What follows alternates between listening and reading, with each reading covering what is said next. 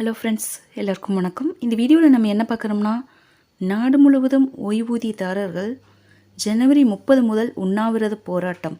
வாங்க டீட்டெயில்ஸை பார்க்கலாம்.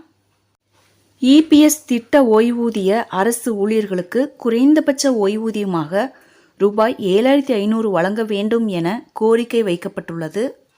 ஊழியர்களின் ஓய்வூதிய திட்டம் இபிஎஸ் திட்டத்தின் கீழ் இணைந்த ஓய்வூதியம் பெறும் ஓய்வு பெற்ற அரசு ஊழியர்களுக்கு குறைந்தபட்ச மாத ஓய்வூதியமாக ரூபாய் 1000 வழங்கப்பட்டு வருகிறது. ஆனால் இபிஎஸ் திட்ட ஓய்வூதிய ஊழியர்களுக்கு குறைந்தபட்ச ஓய்வூதியமாக ரூபாய் 7500 வழங்க வேண்டும் என நாடு முழுவதும் உள்ள ஊழியர்களின் வருங்கால வைப்பு நிதி அமைப்பின் அலுவலகங்களுக்கு ஓய்வூதியதாரர்கள் ஆர்ப்பாட்டத்தில் ஈடுபட்டனர். இதனிடையே தொழிலாளர் துறை அமைச்சர் மற்றும் பிரதமர் நரேந்திர மோடி அவர்கள் கோரிக்கையை நிறைவேற்றுவதாக அறிவித்தனர். ஆனால் தற்போது வரையிலும் எந்தவித கோரிக்கைகளும் நிறைவேற்றப்படாமல் இருக்கும் நிலையில் ஓய்வூதியர்களின் கோரிக்கைகளை உடனடியாக நிறைவேற்ற வேண்டும் எனவும், தவறும் பட்சத்தில் மீண்டும் ஜனவரி 30 முதல் படிப்படியாக உண்ணாவிரத போராட்டம் நடத்தப்படும் எனவும் அறிவிக்கப்பட்டுள்ளது.